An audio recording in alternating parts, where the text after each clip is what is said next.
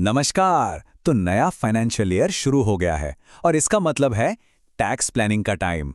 और हर साल की तरह वही एक बड़ा सवाल सिर उठाकर खड़ा है कि भाई पुरानी और नई टैक्स रिजीम में से कौन सी चुने। चलिए आज इसी पहेली को सुलझाते हैं एकदम आसान भाषा में। आखिर में बात तो एक ही जगह आकर रुकती है ना? कि हमारी मेहनत की कमाई सबसे ज्यादा बचेगी किसमें? इस पूरी बातचीत का मकसद इसी एक सीधे से सवाल का जवाब ढूंढना है। ठीक है, तो शुरू करते हैं। सबसे पहले बात करेंगे नई टैक्स रिजीम की। ये अब सरकार की तरफ से डिफॉल्ट ऑप्शन है। मतलब अगर कोई ऑप्शन नहीं चुना तो टैक्स इसी के हिसाब से कटेगा। स्क्रीन पर नई रिजीम के टैक्स स्लैब्स हैं। आप देख सकते हैं कि इसमें टैक्स धीरे धीरे सीढ़ियों की तरह बढ़ता है। 4 लाख तक कोई टैक्स नहीं है। फिर ये 5% से शुरू होता है और 24 लाख से ऊपर की इनकम पर 30% तक जाता है। तो नई रिजीम की खास बातें क्या हैं? देखिए, सैलरीड लोगों के लिए इसमें सीधे सीधे 7,500 रुपए का स्टैंडर्ड डिडक्शन है। और मजे की बात, सेक्शन 87A की रिबेट के चलते 12 लाख रुपए तक की इनकम पर कोई टैक्स नहीं लगता। सुनने में कमाल लगता है ना? लेकिन यहां एक बड़ा लेकिन है। HRA, ATC, ATD, ये जो सारी जानी पहचानी डिडक्शंस हैं उन्हें यहां भूलना पड़ेगा। बस यही वो ट्रेड ऑफ है जो सारा फर्क पैदा करता है। चलिए अब बात करते हैं उस ऑप्शन की जिसे हम सालों से जानते हैं, यानी पुरानी या कह लें क्लासिक टैक्स रिजीम। ये वो सिस्टम है जो इन्वेस्टमेंट और सेविंग्स पर जोर देता है। यहां पुरानी रिजीम के टैक्स स्लैब्स हैं। स्लैब्स तो कम हैं, पर जरा गौर कीजिए। 5 लाख से ऊपर की इनकम पर टैक्स सीधा 20% पर जंप करता है और 10 लाख क्रॉस करते ही 30%।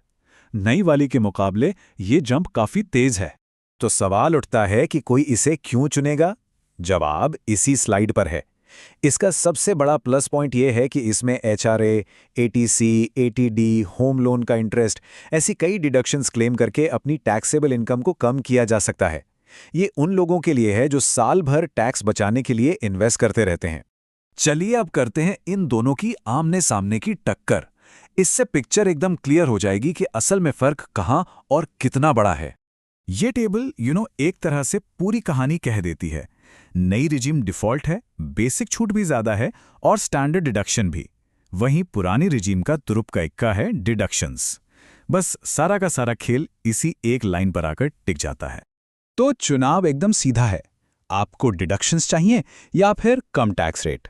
पुरानी रिजीम अपनी टैक्सेबल इनकम घटाने के ढेर सारे रास्ते देती है और नई रिजीम कहती है कि इन सब चक्करों को छोड़िए और सीधा सीधा कम रेट पर टैक्स भरिए। बातें बहुत हो गईं।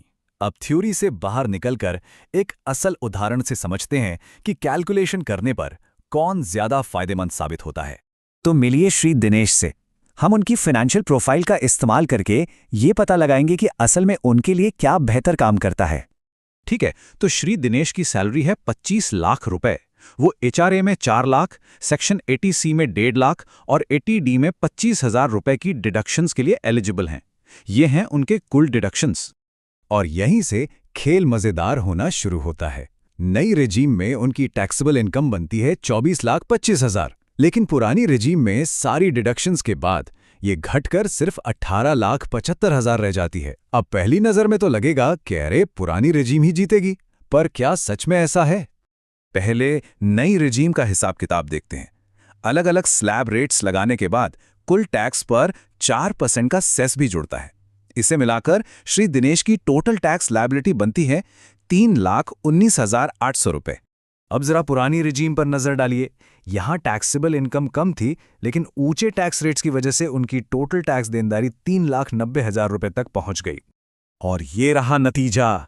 देखिए, नई रिजीम को चुनकर श्री दिनेश ने सीधे सीधे 70,200 रुपए बचा लिए। ये एक जबरदस्त उदाहरण है इस बात का कि कम टैक्सेबल इनकम का मतलब हमेशा कम टैक्स नहीं होता। तो इस पूरी कैलकुलेशन के बाद सवाल वही है, अपने लिए सही रास्ता कैसे चुनें? चलिए इसे फाइनल करते हैं। तो बॉटम लाइन क्या है? देखिए, बात बहुत सीधी है। अगर आपके पास HRA, होम लोन या ATC जैसी बड़ी बड़ी डिडक्शंस क्लेम करने के लिए नहीं है, तो इस बात की पूरी संभावना है कि नई टैक्स रिजीम ही आपके पैसे बचाएगी। और आखिर में एक सवाल जिसे हर किसी को खुद से पूछना चाहिए, अपनी इनकम और अपनी डिडक्शंस को सामने रखकर आपके पर्सनल फाइनेंस के इस मैच में कौन सी रिजीम जीत रही है?